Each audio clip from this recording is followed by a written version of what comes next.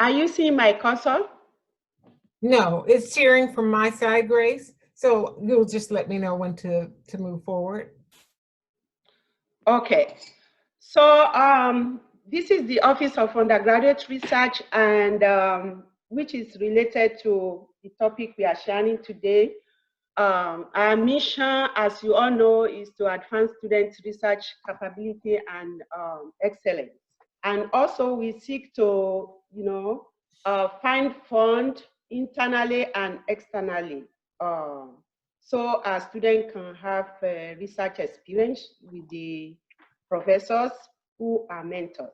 And also we facilitate student and faculty interdisciplinary collaborations, which most of us have been doing. Next slide. But specifically, what we do involve one,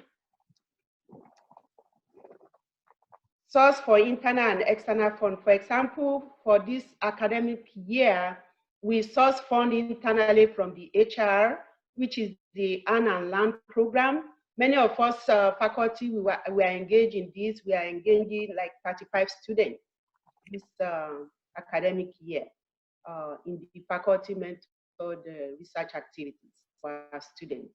And also we place students with mentors. So our office does all the recruiting, both recruitment of faculty and students that are engaged in research. And then next, we also organize research-related activities throughout the year. Our office does that. There are different ones that, many of us, you receive emails constantly, almost every week from me, to let you know that if you want to participate in any of the research activities that involve students. Also, we provide training on research process.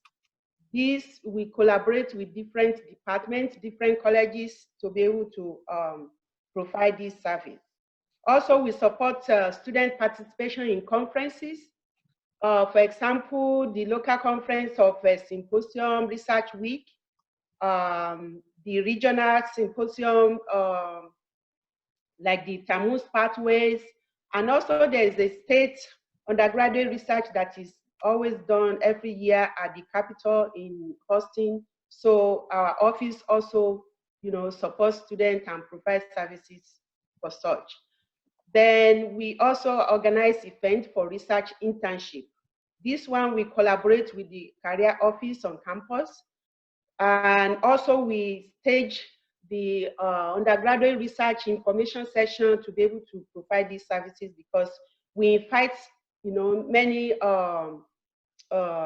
institutions and companies and organizations to come to this session so that our students can be able to apply for internship or real programs in other campuses.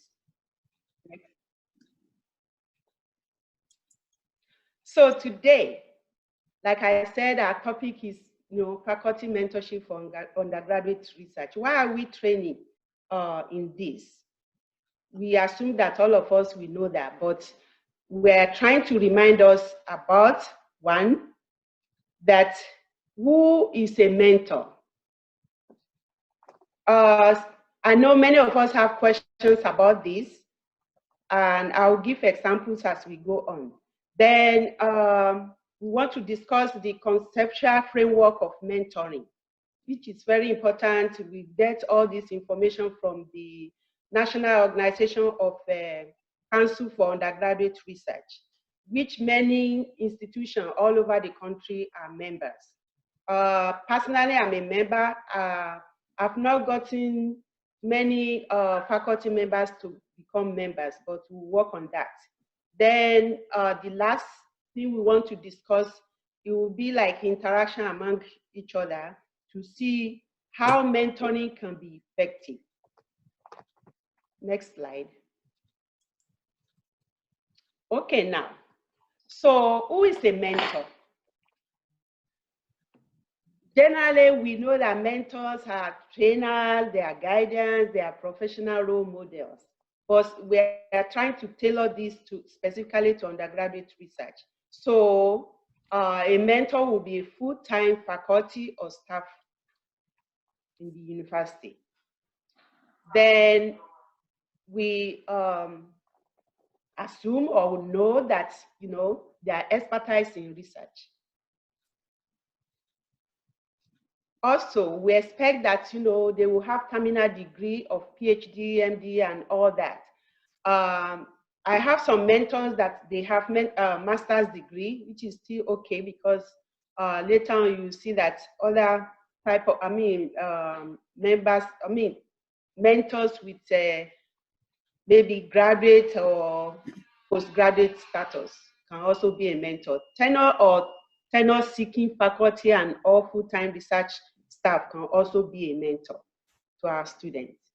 Then the status can be instructors, lecturers, or adjunct faculty. In case of adjunct faculty, it depends on the consent of the departmental chair, because some colleges, it depends on how stable the adjunct faculty could be. So that one has to be with the consent of the department. Next.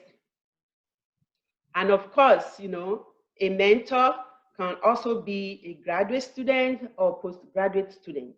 And this also depends on the consent of their research advisor.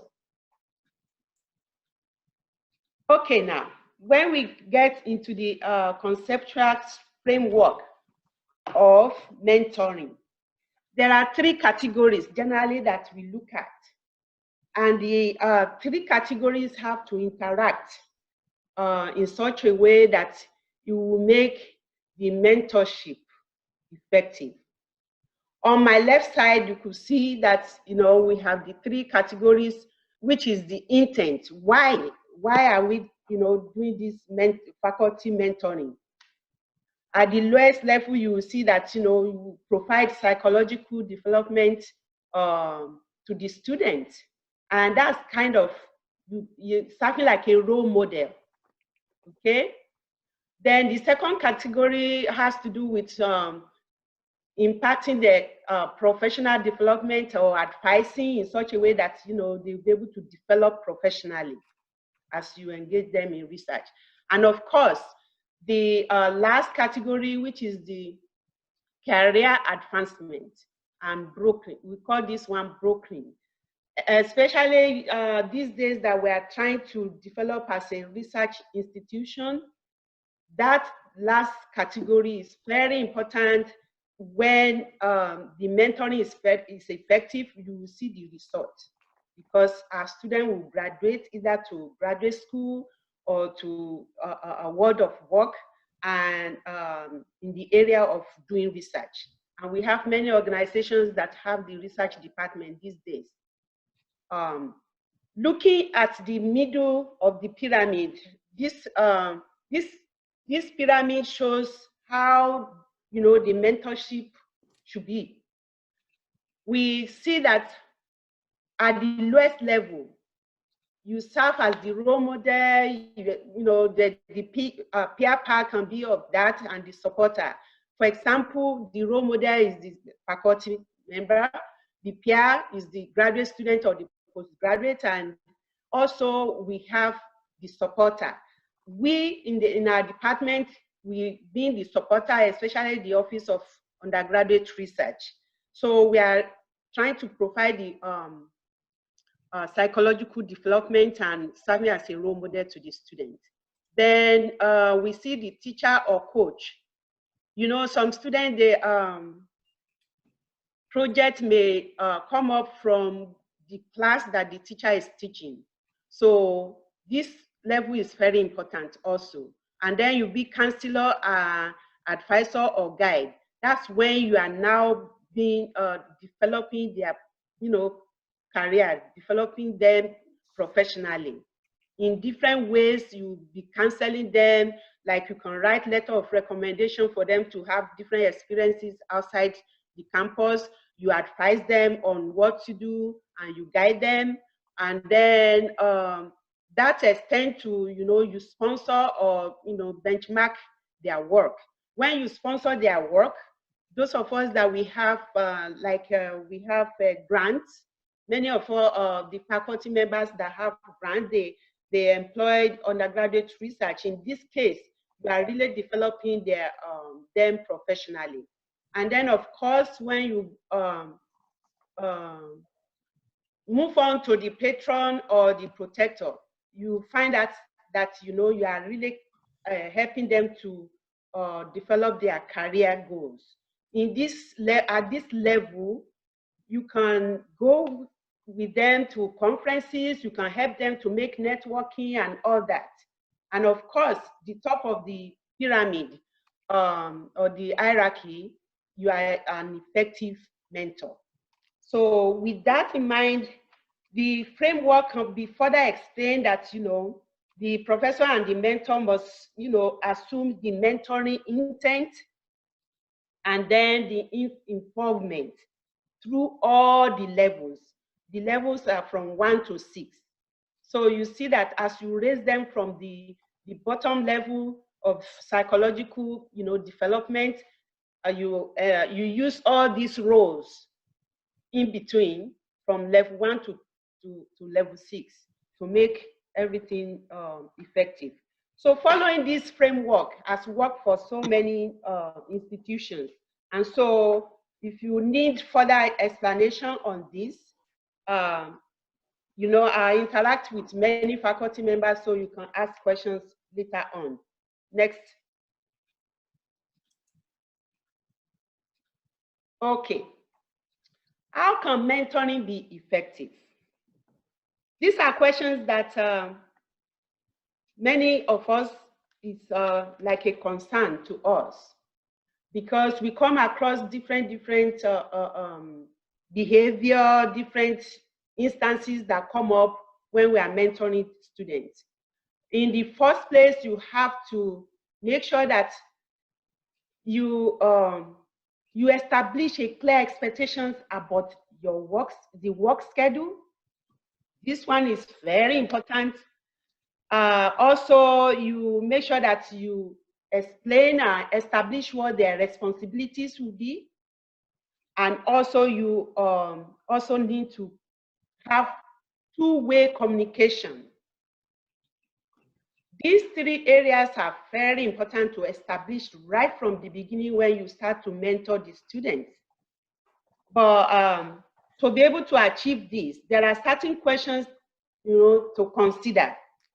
Next. Certain questions to consider doing this. This is where I would like each of us or some of us to pitch in. I have some questions that you need to ask students right from the beginning when you are establishing clear expectations. For example, you need to ask, what does the mentor expect of the student? You need to establish that. You need to establish what does the student, expect of the mentor. How many hours a week will the student be working? What is the best way for the student to contact the mentor, whether it's through email, through telephone, through, with social media or what? Should the student do anything to prepare for, any kind of meeting?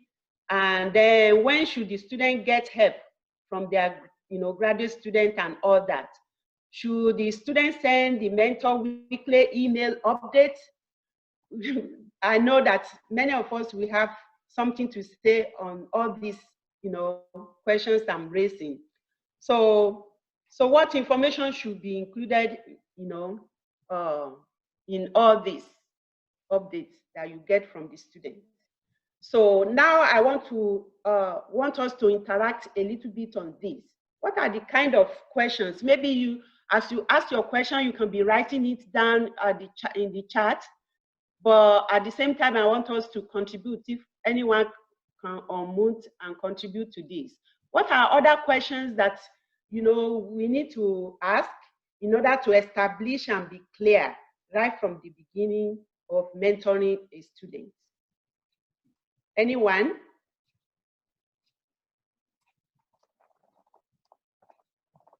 Okay. Okay. For me, I guess I would want to find out why the student is carrying out a particular research as to just how.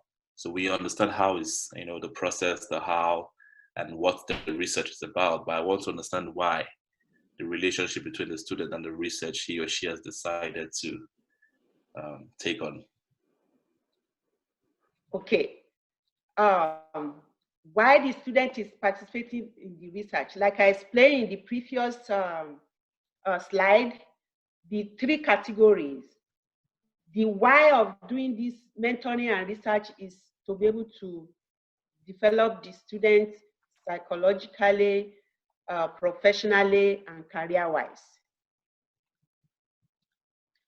Secondly, we in Prairie View A&M University, we are developing to become a research institution. Right now, I think we are in tier 3. We are trying to move into tier 2 and then tier 1. And to do this, to get this, we have to involve both students and professors or researchers in the institution. Did I answer your question? Yes, please. Thank you. Okay. Okay. From this discussion and knowing what kind of question you need to ask in order to establish clear expectations, I have some questions if you don't have.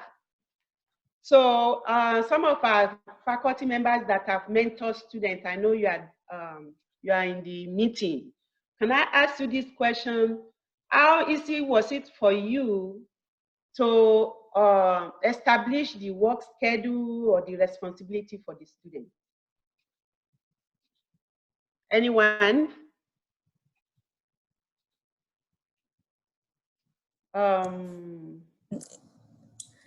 Let me see if any of my mentor is there. Dr. Avalaji, this is April Lovelady. How are you? I'm fine, thank you. So I have a couple of students. Of course, students' schedules change from semester to semester. Mm-hmm. And I think I've been very fortunate. I have had students who know that my primary research days are Tuesday, Thursday, and they do their best to actually build their schedules around doing research on Tuesday, Thursdays. Okay. So I've been very lucky. I did have a couple of students who sort of came and went, and that's to be expected. And a lot of times it was because of their schedule. They couldn't make their schedule fit my research schedule. But I did have students, I have students who have been with me now for a couple of semesters, and they know that research days for me are Tuesday, Thursdays, and build their schedules around those days. So for me, I could say that I've had a good experience with the students who are genuinely interested in the research. Good.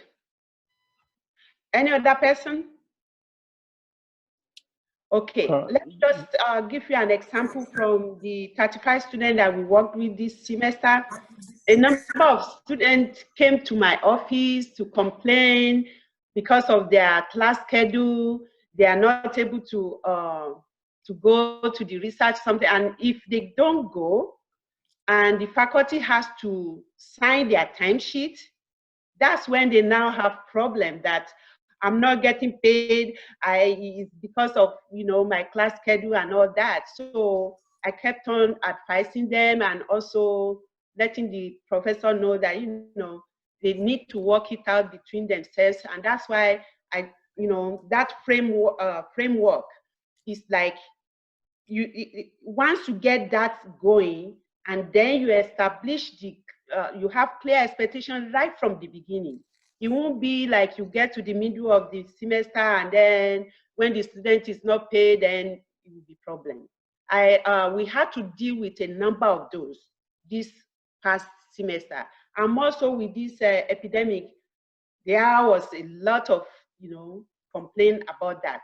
So that's why it's very important to make your mentoring effective right from day one. You need to clear up work schedule, responsibilities, and how you'll be communicating with each other. Okay, we move to the next.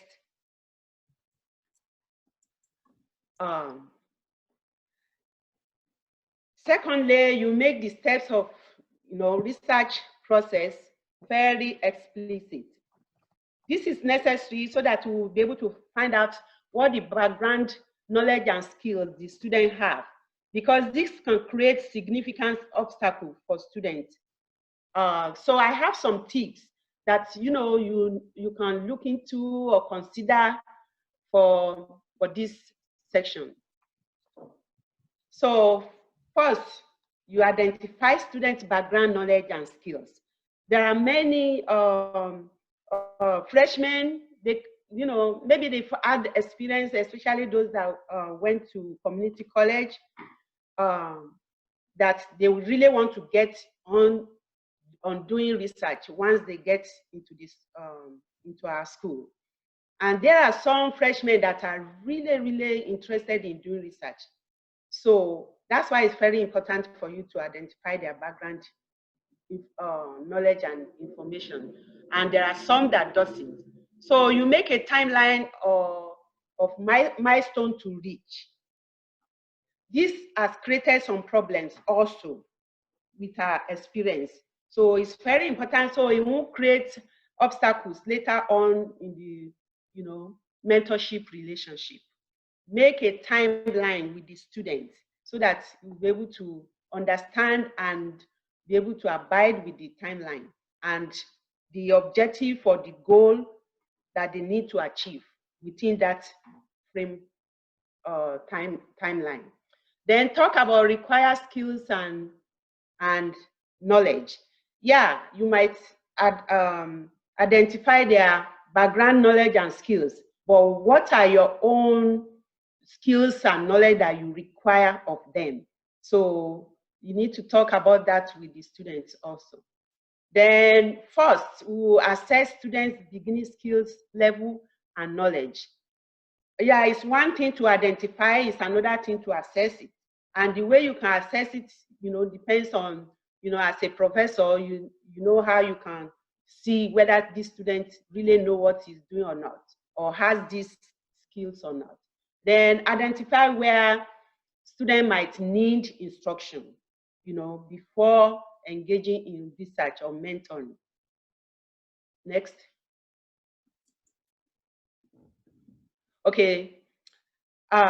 So as to maintain that relationship in the framework, you need to let students also, write what they wish to know, so that, it will be two-way communication. It won't be that the mentor is just handing what he or she wants the student to provide for him. Let students also write what they expect to know, so that both of you will now work it out. Then we need to expose students to the full research process. For example, some students, like when we are trying to do a symposium, some students will just submit abstracts and their professor will not know, their mentor will not know, until the mentor just see that, what is going on here. We have many professors that came up, is like, I did not know when this student wrote this. So if you make the research process explicit, they are involved, the students are involved, you expose them right from the beginning, there won't be such issues.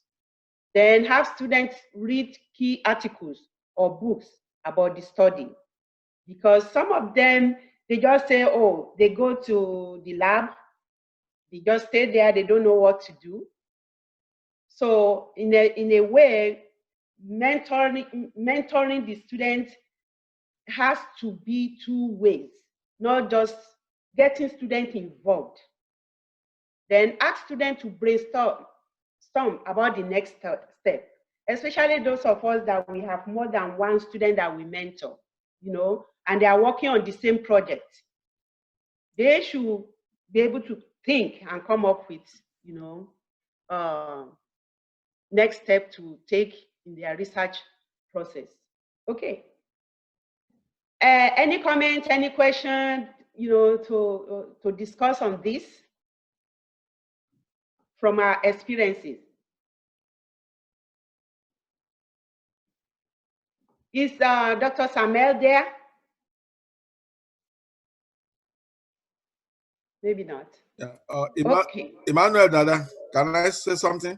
Okay. Yes. My greatest concern is I don't have lab, so my students they do theoretical work for me. It's very difficult to monitor how many hours they actually put. What is your recommendation on how to monitor them for the result? Because it's not a lab work. If it's a lab work, I can ask them to stay in the lab. I can know when they're there, when they're off. But with theoretical research, I give them assignments. I ask them to put time. How do I really quantify and be assured the number of hours they said they put in? Okay, like we said earlier, you know, make a timeline and the milestone of the student should reach. Then when you let students write, you know, what they want to learn, and then you assign what they should also, what you required of them, you assign it to them. And you let them do literature search, you let them do like writing the abstracts themselves, and you let them do the methodology. You've explained all those to them. You've exposed them to the full research process. And then from there, you assign, you know, what they should do within certain timeline. Did that help you? No, that does not answer my question. They do all that. Since Okay. I'm going to sign their timesheet and they tell me they spend 3 hours, how do I know that? But the timeline, the kind of work you give to them, you see whether it's 3 hours or 2 hours that they spent in doing that. That's where the timeline comes in. You have to allocate time for the assignment or the tasks that they need to complete. All right, maybe. And then, for example, with the program that we are on, the students are allowed to put in 20 hours per week. Mm-hmm. And that on the average, that's like 4 hours per day from Monday to Friday, depending on how many days that you work. You just, you know, allow them to have that 20 hours per week. Okay, thank you. This is Susan Fraser-Quasi. I don't know if you can hear me. Yes. So I want to elaborate on what Professor Dada was saying. We have a situation like that where we have both graduate and undergraduate students who are working remotely.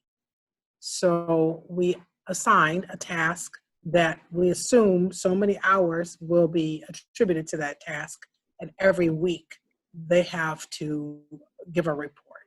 So less concerned about the exact number of hours per se, because you can't control that if they're working remotely, but you can have specific goals or like Dr. Abulaji said, milestones. So for example, if you're doing a literature review, I expect you to have reviewed 200 articles by the end of this week. Okay, next week I expect to see you know, so many pages of an annotated bibliography. So it's less on the actual time, but more on the task. So these are the things that need to be done this semester. And I have expectations every week. I'm either meeting with you or I'm expecting to get a report from you. I don't know if that helps, but that's what we do. We make it more task specific, less concerned about the time, because that's very, very hard to monitor, especially if they're not on campus, and more specific to the task. Thank you. You're welcome. Yeah. Okay, let's move on. Okay, the number 3 thing you need to do for effective mentoring, you know, because there are students, when they fail at first, they get scared, and that can set in like setbacks, you know. So there are different kinds of setbacks that they will come across. And so that they won't get discouraged, we need to motivate the student as mentors. So when setbacks are part of the standard research process, how do you do that? Some of the opinion I have is that, you explain that technical hurdles,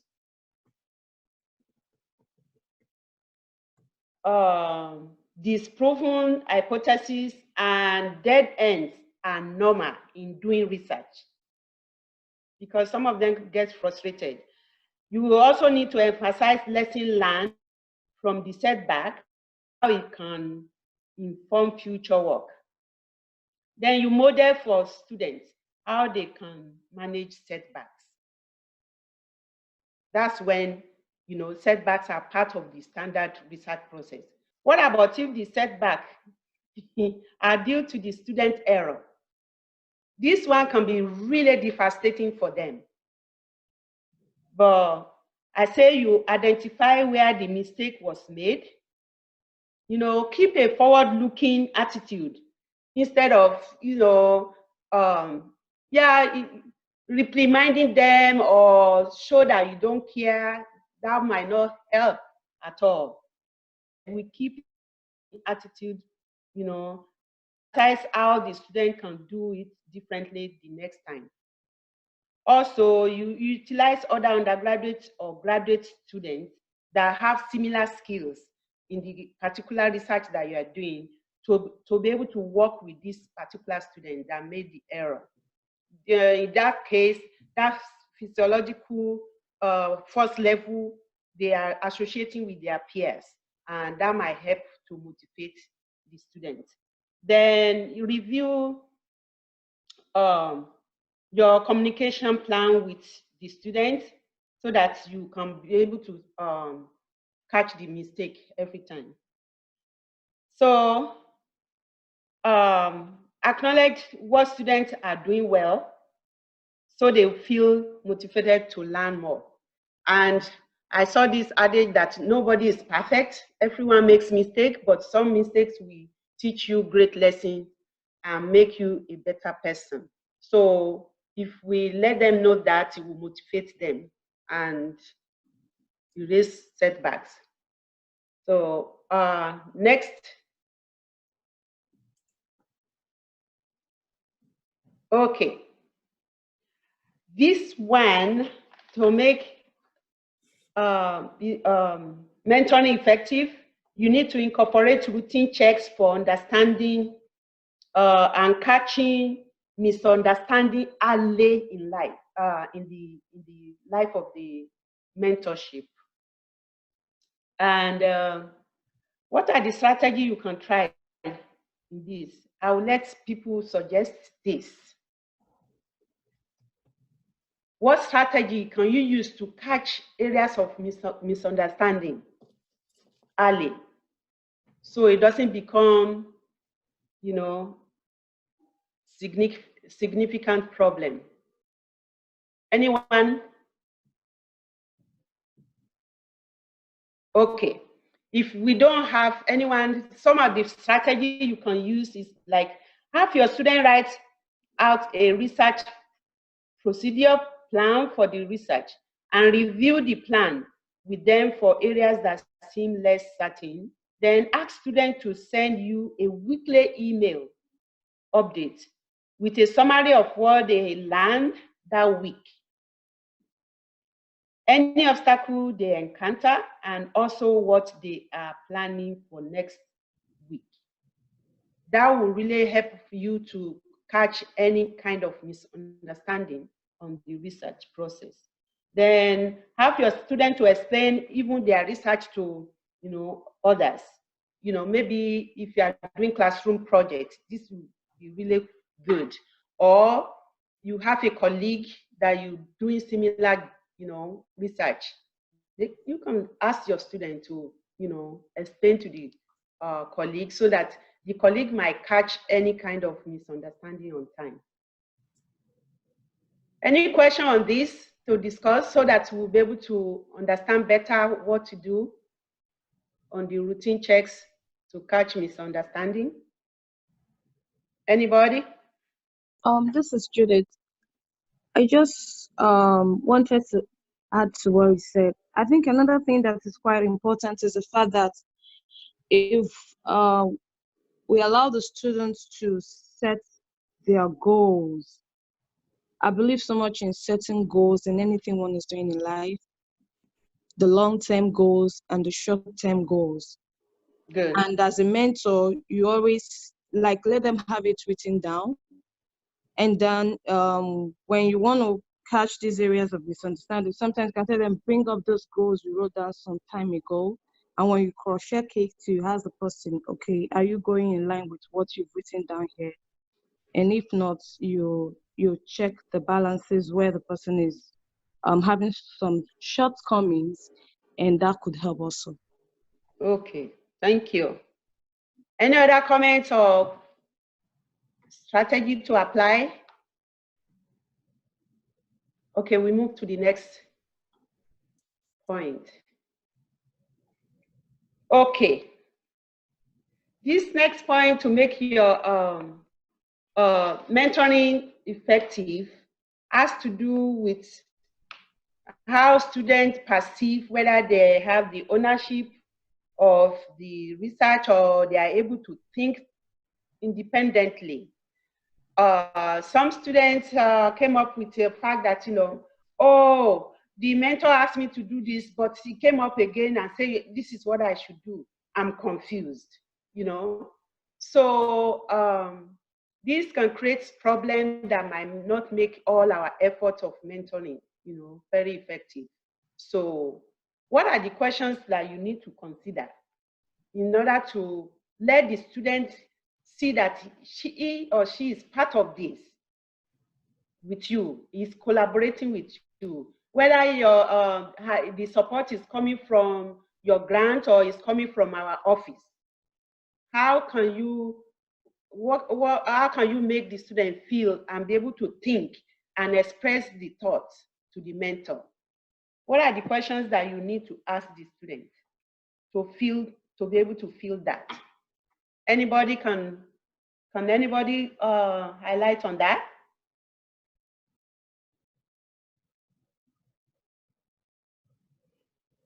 Grace, can you hear me? Yes. I think what you said earlier about the two-way communication, I think that is going to be critical in order for them to have a sense that this is a space where they can openly share their thoughts and grow to a place where they can think independently about the research projects. So I think the two-way communication is critical. Good. Okay. To clarify this further, mentor can ask the student where the student continue to need support. At least they will be able to think that through and also communicate that with you. You can ask whether the student, is ready for a challenge. I know some students are competitive and they really want to be challenged. That will move them further to be able to think independently. And when they find solutions, they feel good that, oh yeah, I did this. Mm-hmm. And then what is a realistic and meaningful level of independence to be expected? If you make that known to the student too, it will really help them to think.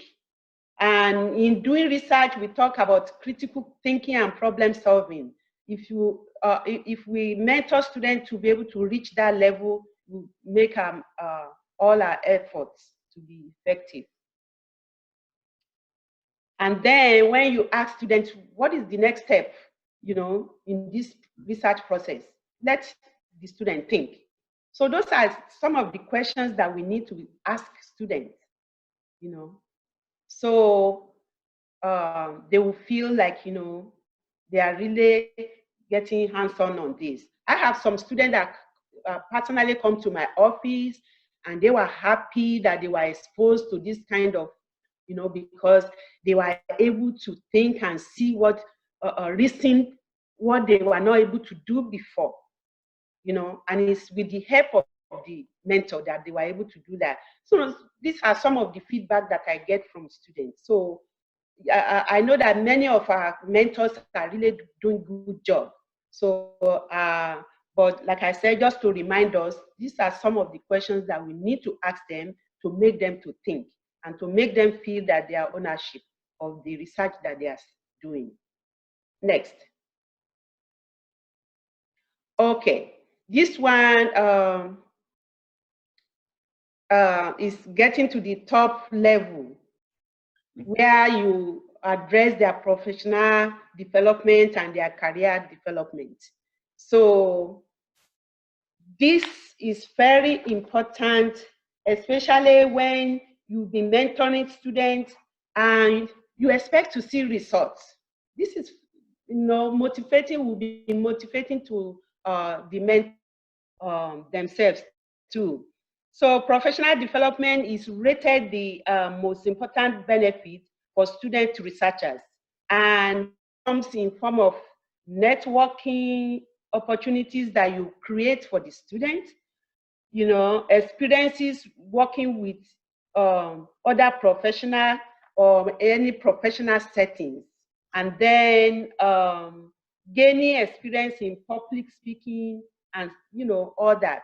I give examples for networking. If you let them collaborate, you have the interdisciplinary collaboration with your colleagues, but you are mentoring the student, they will see that and be able to see how to develop professionally, collaborating, working together as a team. All those are very important. And also when you talk about, experiencing working in a professional development, this has to do with like internship, like real programs. We have many industries that, like the DOD, like the NASA and all that, they came to our campus, and our department have the research day that we have the industrial part of it. When students are doing their research, we let them, showcase their research to these companies. And some of them got internship to go and work in the professional development, professional settings, which will really build them up. So these are the things that we look into. So to be able to achieve this with your student, what are the tips, you need to discuss with the students? One, I would say, what career options is the student considering? I take this example for the student I've been mentoring since 2017, Praise Benson. It seems like it was strange when I started with her. I was asking, what do you want to do? Well, what is your goal? What is your career option? Over the 3 years I've been working with her, she has changed so many times. But now it was so clear. It was so clear to the extent that she gained admission in 3 different universities for master's degree. And she has gone out to different, research settings. She has gone internationally also, and that would really help, is helping her, and she's aiming so high. So, and I know some of us, we've done that, but like I said, we're just reminding us that these are the things that you need to discuss with them. What experiences does the student have working in a professional setting? Let them, say it out so that you will hear. You will know that, yes, your mentorship is really having good impact on the students. And then, do they have questions about how to dress, how to send email and all that? Do you do they need you to write recommendation letters for them? All these are part of the relationship that will make your mentorship effective. And then, can you go to conferences with the students? I know some of us will do that, okay? So now we are in the question and answer section. Grace, and I would like each of us to participate in this. And if you have any other question, like I said, you can write it in the chat. But I have 8 questions quickly. The time is almost gone, so that we'll be able to answer them. So number 1, what are the most important skills research students should gain? Can I get answers from the mentors, please, or faculty members? Or we can have them to write them in the chat. Okay. Okay, let's write it in the chat. But if anybody wants to say anything, you can say too. So what consistent structures did you use to support student learning? And then how should you structure meeting duration, frequency with the students? All these questions are important. How do you deal with exceptional versus challenging students? An interested student but are late or no show often? I know many of us we've come across this. Then how do you work with students who struggle to write the academic language? How can you help students to stay connected with PVAMU cohort after graduation? And then how can you deal with excited, hardworking students, but they are bad at certain aspects of the field? And lastly, how can you find good students to work with if you don't teach a class? I have a question, Dr. Bolaji. Pardon me? I have a question, please. Okay. How can we access this PowerPoint after the presentation? Ms. Karen. We are recording this PowerPoint presentation, and it will be available online. Thank you so much for asking. Thank you. Will the PowerPoint file itself be attached? Yes, they will be attached as well. Okay, thank you. Any other question that we have? If no question, I thank everyone for attending. And if you need to contact us, the information is there. We're there with the Research and Innovation Department, where we cultivate, translate, and impact lives. Thank you so much. Okay, before we leave, I've got just a few things to say. I'm looking through the chat to see if there are any questions that we need to answer. Someone else wants to know about the PowerPoint being available, and yes, it will be available. Let's see. People were answering your questions, Grace, as we went along. Yeah. Nathan Mitchell said that we need to treat this like you're teaching a class. And they thank you for this information because it makes this whole concept of having undergraduate student researchers less daunting. And talking about long and short-term goals for the students, questions about inexperienced students. Please always know that you can contact Grace at her contact information that's listed on the screen, or you can email us at research@pvamu.edu if you have any additional questions with regard to undergraduate research or anything that has to do with research. We're here to help and support you. And as I go through the questions, it seems as if most of them were answered, and you have the information on how to contact Dr. Balaji if there are additional questions.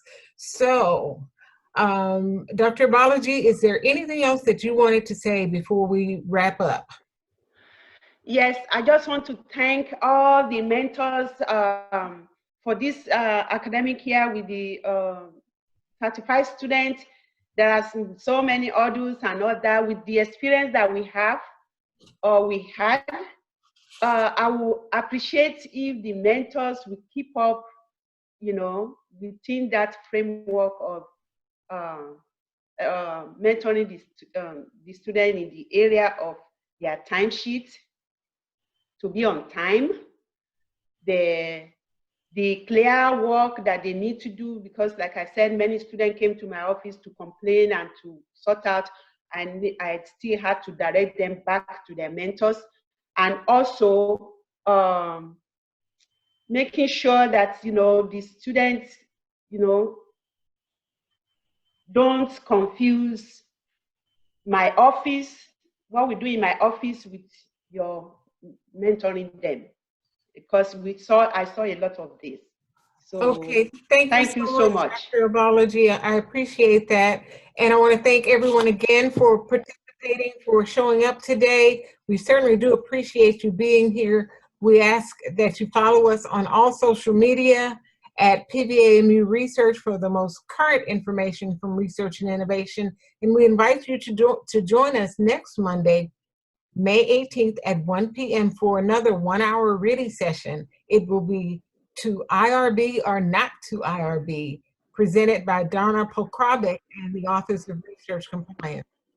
We also invite you to join us for PVAMU Data Blitz on May 13th, where you'll have the opportunity to learn about 8 of our PVAMU researchers, their projects, and opportunities for collaboration. So thanks again for joining us today, and we'll see you next Monday, and we'll see you on Wednesday for Data Blitz. Have a great evening. Thank you.